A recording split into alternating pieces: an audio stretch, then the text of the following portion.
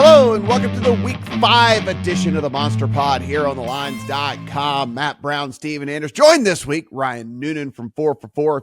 Cleveland Browns on the road at the Washington Commanders. The white-hot Washington Commanders. 3.5 is the number in favor of the Commanders at home.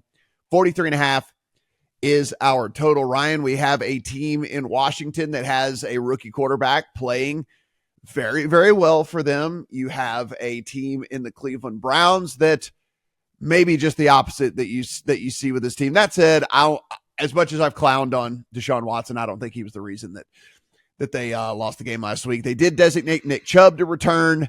They got Jack Conklin, Ethan Pochik, and Jedrick Wills all back at practice on Thursday, and all in a limited fashion, but way better than the DNPs they were on Wednesday. We're still going to be monitoring Myles Garrett and Zadarius Smith out there as well. Jordan Hicks, a couple of DNPs, so maybe he won't be there in the middle of the field. And David Njoku, while he's back at practice on Wednesday, then he DNP'd on Thursday, so I don't know if there's a setback there for him. So maybe the Browns maybe get an offensive lineman back or two here, which should change the complexion of how we think about this squad. But what do you see here, Browns and Commanders?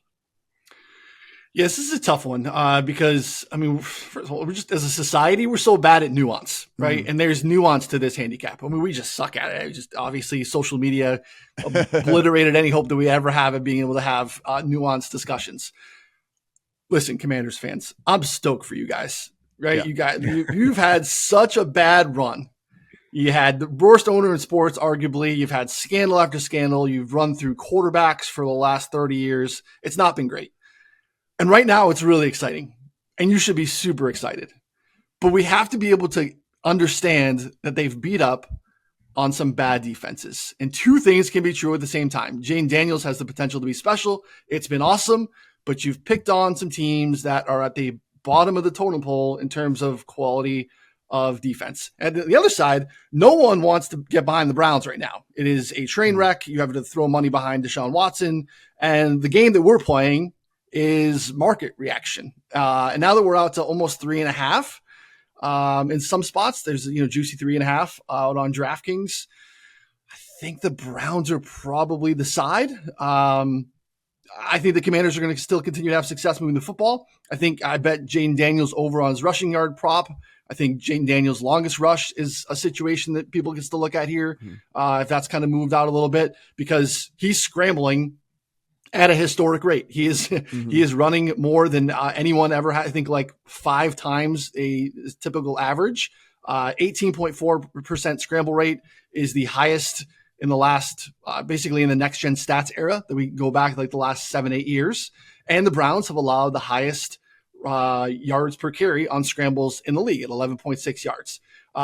He's going to feel more pressure. He hasn't been forced to scramble really outside of the one game against Tampa Bay, who blitzes a ton as well.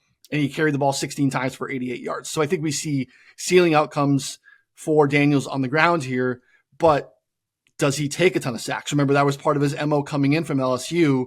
No one gets off the line quicker, collapses the pocket more than Myles Garrett. So, and again, if there's a soft landing spot for like something that can happen positively for Deshaun Watson, it's this Commanders pass defense, which is still a problem. So if they're able to protect at least a little bit to get the ball down the field, I think getting 3.5 on the Browns is probably the right side. Steven, I hate to kind of cop out on a handicap here, but on a Thursday when we record this, because we try to, make sure to get this out to people as early as possible, not knowing the status of that offensive line really makes this impossible for me to go at. When you look at what what Deshaun Watson's had to deal with so far, and I don't think he's any good, but he's been pressured at the second highest rate in the entire NFL. He's getting pressured at 41% of the dropbacks on the year. Only New England has been worse than what he has had to deal with there in Cleveland. And so, it's kind of hard to get something to work whenever you have someone in your face every other snap, every single time that you drop back. And so, that's why it's so important. I wanted to bring up that Conklin, Pochik, and Wills were at least back out there. It was limited, but they were DMPs on Wednesday, so they at least got back out there limited on Thursday. I've got to see what the the report looks like on a Friday, on a Saturday, whenever we get a clearer picture of what that's going to be before I can get there. Because if that's the case, I can't back them with the current version of the offensive line. It's just impossible for me to do. Yeah, it's a prerequisite for me as well. Before I even consider Cleveland, I need to see if those tackles are playing.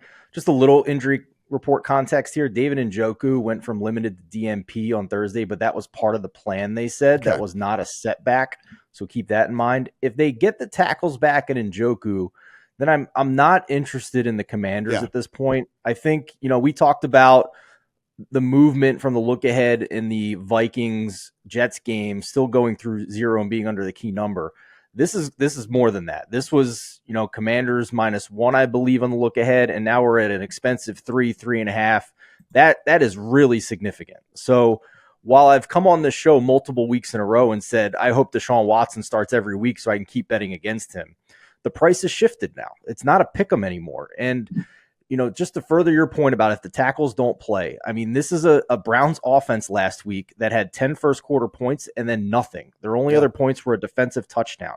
They were horrendous against the Raiders defense. So here's the angle I would be looking at, because I do think the Commanders are expensive. I'll say this, if you do believe in the Commanders, because their offensive metrics look amazing, so maybe they're not as good as what they're showing because of the bad defenses like Ryan pointed out. But if you are a believer and you do agree with me that the Browns offense is crap, I thought our freelancer, Judah Fortgang, made a great point that if you're a believer in that, just bet the alts on the Commanders, because this could profile as a blowout with how good their offenses looked and how bad the Browns have looked. So that's one angle. But for me, I thought the more prudent angle, because I do believe the tackles will come back. I do believe Njoku's coming back. And if that's the case, I think this total is a little low. So we're at 43.5. I bet 43 -118. If we look at these defenses, we know the Commanders are bad. Even adjusted for garbage time, you have a Commanders defense that is 25th in success rate. By EPA per play, they are 27th. And I think one of the biggest misconceptions in the NFL this year, I'd love to get your take on this, Ryan. I think the Browns defense is overrated. I don't think they're as good as everybody thinks. I think a lot of their metrics last year that made them look elite were against a lot of bad quarterbacks. And sure enough, if we look right now through 1 month of the season, adjusted for garbage time, they are 19th by EPA per play, and they are 21st by success rate.